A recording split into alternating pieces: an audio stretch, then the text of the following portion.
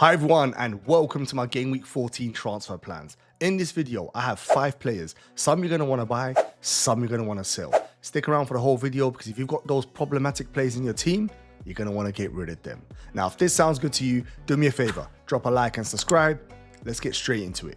The first player we're going to talk about is Mitoma, a silky smooth dribbler we all enjoy watching. This season, Brighton have started incredibly. If you saw my last video, I had loads of stats telling us how good they've been in a record-breaking start to the season for Brighton. Mitoma is someone we need to consider, and the reason for that is the upcoming fixtures. Now, we've already said Brighton have started incredibly, and we don't see that calming down. Yes, they had a poor performance against Southampton, but I look at that as a bad day in the office more than something that we need to worry about. Upcoming fixtures: Fulham, Leicester, Crystal Palace, West Ham, Brentford, and Aston Villa. Excellent fixtures. He's currently 6.5 million, which is a lovely price point, especially we've got midfielders at that price range who are starting to slack, and we're looking to bring in new players in those positions. Mitoma is definitely one we need to be discussing. He's still only 7.3% on, which means he's a lovely differential, which means if he is in your team and he's scoring, you'll be flying up those mini leagues. When you look at his last 6 game weeks, the first thing you notice is the minutes. The minutes are lovely, which is something I'm definitely keen on, especially around the Christmas period where games are nearly every 3 days. So you need players who play the maximum minutes, and he definitely ticks that box. Now, the last 2 game weeks, he's returned 9 and a 10-pointer. The 10-pointer was against Southampton, an excellent header. I was very impressed. Very rare you see him scoring headers, so it was even more impressive to see that he's got that in his CV. Now, looking at his predicted points, they might not seem that impressive, but they're okay. Trust me, for that price point, they're okay. 3.49, 4.24, 4.51, 3.92, and 4.55. That is not bad at all, and I can see him getting a couple of returns in those game weeks, so hopefully them numbers will be a little bit higher. Currently for Brighton, we've got some of their attackers. You either have Welbeck or you have Pedro, which totally makes sense. You want a piece of their attacking output, and those 2 plays make perfect sense. But if we're looking to get another player, a midfielder, definitely Mitoma for me. Now, if you've got players like this in your team and you're looking to offload them, whether it's in Mbeumo, Smith-Rowe, Diaz, these are all players who have had a great moments in FPL this season. But of course, if they look like their fixtures are getting more difficult, or they're not getting the minutes, or they're just not returning, we're looking to make sales. Hence why Mitoma has become a lovely option. Now, I've seen some managers have already gone there. There's a trend. Some people have gone early. For me personally, I'm starting to think this is the game week for me to jump on. If not this week, it's next week. I'm getting more and more excited about Mitoma the more I watch him and the more I see Brighton, and especially their home record. They've already beaten Spurs, Man City, Manchester United. At Amex, they're a dangerous proposition. He's at the top of my shopping list, and for me personally, I think he's a buy. Let me know in the comments if you agree or disagree. Now, the next player we're going to discuss is Ibrahim Konate, player who's been pivotal to Liverpool's excellent start to the season. Honestly, man mountain. Liverpool knew what they were doing when they purchased him. Seriously, similar to Van Dijk, and he's in build, 6'4", very fast across the ground, very aggressive in both boxes, outstanding player. And as I said, pivotal to Liverpool's start of the season. Now, why is he in this video? A lot of us looked at Konate for Liverpool coverage, but didn't want to spend that much money on, say, Van Dijk or that much money on Trent. 5.3 million, he was a nice compromise that gave us the clean sheets, some potential of attacking returns in corners, and when you look at the upcoming fixtures, you can see why loads of us went there. Newcastle, Everton, Fulham, Tottenham, Leicester, West Ham, some good fixtures. You're thinking at least 50% of those should be clean sheets. Now, the big issue here when we're talking about Konate is this horrible injury he picked up in the Champions League versus Real Madrid, where him and Van Dijk were actually incredible and made Real Madrid have hardly any chances. And the big frustration with this injury, Endrick came on full of enthusiasm, but he caused this injury where the game was really over. It was already 2-0 and it was a couple of minutes left in the game. And look at the injury Konate sustained. Very horrible injury. Since then, Slot has told us Konate should be out for around 4 to 5 weeks. That might not sound long. The problem of that is this Christmas period, the games come thick and fast, and he's 5.3 million, so I doubt you want to leave him in the bench. He more than likely misses game week 14 to 19, which isn't good enough from my perspective, and 5.3 million could be used to bring in another defender, possibly another Arsenal defender who do look like they've got potential to keep clean sheets. I mean, you're going to want to stick around in the video later on. Might have a player just in that position for you. But all in all, when you take all of this into account, the length of the injury, the Christmas period, the amount of games he's going to miss, then you need to add that he doesn't just start straight away. He might have a month off recovery, but then he needs a couple of weeks to get to match fitness. So for me personally, I think he's a sell. Get in the comments and let me know if you agree or disagree with this. Vardio. Now I think he could really split opinions, and I'll tell you why. On one hand, when we look at Manchester City, I can see the fixtures. Nottingham Forest at home, Crystal Palace away, Manchester United, Aston Villa, Everton and Leicester. Gorgeous fixtures. Makes you think good fixtures could breed good form. On the other hand, we've been watching them and they're stinking up the place. Literally so poor, so easy to play against them. They've currently got relegation stats defensively. So then you're thinking, what should we do with him? He's 6.2 million, so he's not exactly cheap. 50 points so far this season. The minutes, as you could see, they're pretty good. Pep trusts him. Having said that, didn't play in the big match against Liverpool. Now I know why. He's been poor defensively recently, and they know against Salah that would have been a missed match. So they took him out the firing line, which makes sense. He's near 30% owned, so it's a player we definitely need to discuss to figure out what we're going to do with him. Now, when we look at his last 6 game weeks, you can see from game week 8 to 10, this guy was returning. Regardless of City were keeping clean sheets, he's returning. 10, 9 and 7 points respectively. Game week 11 to 13, only 1 point. Granted, he didn't play in game week 13 against Liverpool, like I said earlier on.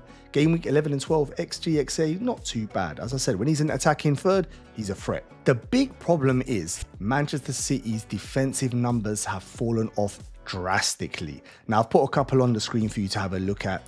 This season, Guardiola's team is conceding an average of 1.5 expected goals per game. In comparison to last season, this figure was just 0.9. This 0.6 increase is the biggest defensive change among all Premier League teams when comparing this season to last. That tells you how drastic it is. So think about this. All the 20 teams in the Premier League, none of them have had a worse drop-off than Manchester City. Very, very alarming. You need to consider some of the poor teams we have in the Prem, and even their numbers haven't gone down as bad as this. Now, we know Rodri's absence is a huge part of this, but we can't overlook Kyle Walker's poor form, Lewis really struggling, and the other defenders just not reaching the standards they've reached before. When you put all of this together and add the injuries, it does make me think it's not looking good for Vardio owners. I'm really struggling to keep him. On one hand, I think surely those fixtures, City turn it around. I saw after the Liverpool game, Pep talking about he needs to find solutions.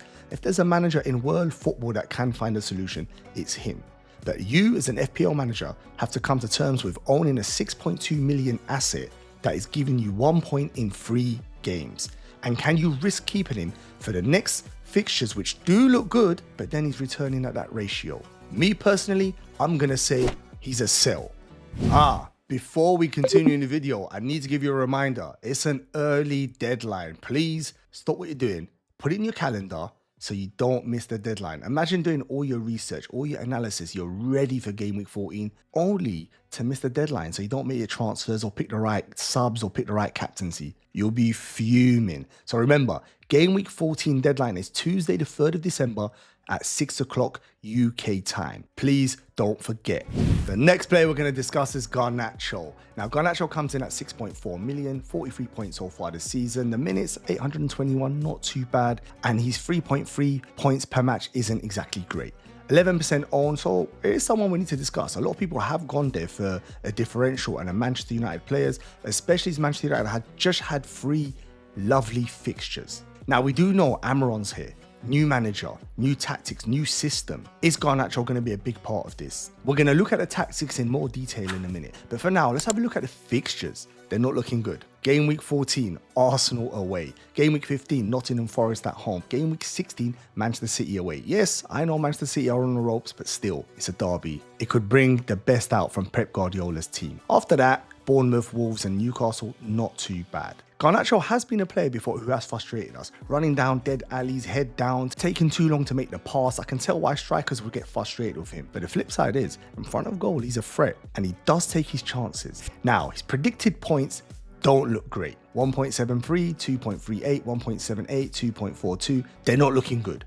This is a combination of minutes and the fixture, so it totally makes sense. Now let's have a look a bit more into tactics and the setup Amaron is doing. At Sporting, he played the 3-4-3 and he's doing the same. Now the problem with this is, especially for Garnacho, is where does he fit in? Currently, he's played one attacking, one of his wingers that he has in the squad, he's played him in the fullback positions. So Ahmad has been doing that. He played Anthony in that position in Europe, but he played Ahmad, and Ahmad's been doing actually pretty good. looks like he's got the defensive work rate as well as the attacking potential in that position, what you need. On the left-hand side, the fullback tends to be more of a defensive one, so Dalot's been taking that position. Midfield 2 is pivotal. The reason I say this, Bruno Fernandes, the captain, if he plays in the midfield 2, which he has tried before, it might be okay for Garnacho because then there could be one position extra open behind the striker. But if we see Bruno like he played against Everton in this position where he was very good, I know Everton are poor, so we can't take too much from that one game, but positionally, Bruno was very good, very effective. And he's the captain, which means if he plays there, that position is instantly gone, leaving one more position. For players like Rashford, he likes Mason Mounts. There's other potentials in that position, which makes me very worried if you're a Garnacho owner. And recently, the statistics back this up. I've highlighted game week 13 and game week 11. Clearly, he came on as an impact sub, 33 minutes and 24 minutes. For a player that costs 6.4 million, where we've got alternatives like I showed you at the start of the video, like Matoma, who are playing 90 minutes in a Christmas period where the games come thick and fast, you can't be risking minute risk players. From my perspective, I would be stepping back. I would be looking to sell Garnacho and jump onto someone else. For me, easy sell. And the last player we're going to discuss in today's video is Timber, another Arsenal defender. And I think we do need to discuss the Arsenal defenders. Reason being is, look at the fixtures. Now, yes, you're thinking, but they just conceded 2 against West Ham. Yeah, they did, and it can happen in a game. But then look before then, Nottingham Forest, who are a superior team to West Ham, and Raya didn't even have to make a save. So it tells you how strong they can be defensively. The fixtures, Manchester United, Fulham, Everton, Crystal Palace, Ipswich, Brentford. Gorgeous. Big tick there. Minutes were 860, maybe nothing special, but we're about to discuss this in a bit more detail because I think they're going to increase big time. Only 2.7% on, a perfect differential from one of the best defenses in Europe. This alone means if you own him and Arsenal keeping the clean sheets or he gets you an attacking return, your gains will be huge in overall rank and in your mini leagues. Let's have a look at his predicted points. 3.20, 3.03, 3.92, 3.41 and 4.06. Pretty good. These will be 6s if they keep the clean sheets, and I'm expecting at least one attacking return in the next 5 games. What makes me confident about his minutes increasing over the Christmas period? At first, I was very concerned. He had a year off of a bad injury. Recently, he's been working himself back into the Arsenal squad and getting his match fitness. And every time I watch him, he impresses me. He looks a very, very good signing. An excellent addition to Arsenal's defense. Now, Benjamin White's injury is pretty bad. He's had an operation. We got a recent update from Arteta, which I've put on the screen for you right now. Still early days, Arteta said the surgery went well. There is no reaction after that. So the surgery's been positive, which is good news. He's improving day by day, but it's a process for the first 4 to 6 weeks. So that's telling you, that's just the healing process, 4 to 6 weeks. Then we will see how quickly he can recover and how it reacts after that. This just tells me one thing. Timber's minutes are looking good. And at 5.5 million for arguably one of the best defenses in the Premier League, surely we have to consider him. Now, I know you've mostly got Gabriel or Saliba or Raya, but you possibly want to double up to make the gains because as most of us have 1, if we do keep a clean sheet, you're not making much gains. If you have 2, you're going to make gains. And you're going to say to me, yeah, but I might have Raya and Gabriel. No problem at all. Why Timber? Well, look at his last game. 2 shots. Look where the shots were. This is exactly where you want your defenders to be having shots. Now, this was against West Ham in a very open game, so we know he's not going to get shots like this in every game. But it's not just the shots. In this game against West Ham, he nearly had an excellent assist, which Havertz just couldn't get his foot to. And then when you look at the game week before and the week before that, he got another shot off, which is very impressive. Any defender that gives us potential cleans, but potential attacking returns, we have to consider them. The minutes increase, the potential attacking returns, Arsenal being one of the best defenses, excellent fixtures, doubling up to give you proper gains when Arsenal keep a clean sheet. This for me is a buy. Get in the comments and let me know what you think. I hope you enjoyed the video, but more importantly, I hope you found the video useful. Do me a favor, get in the comments and let me know who you're transferring in and who you're selling. Before you jump off to the next video, like and subscribe. I finally reached 1,000 subscribers, so I want to say a big thank you to everyone that's already subscribed. If you haven't, please do so. Last thing for me to say is good luck, and I'll see you on my next video. Don't forget the early deadline.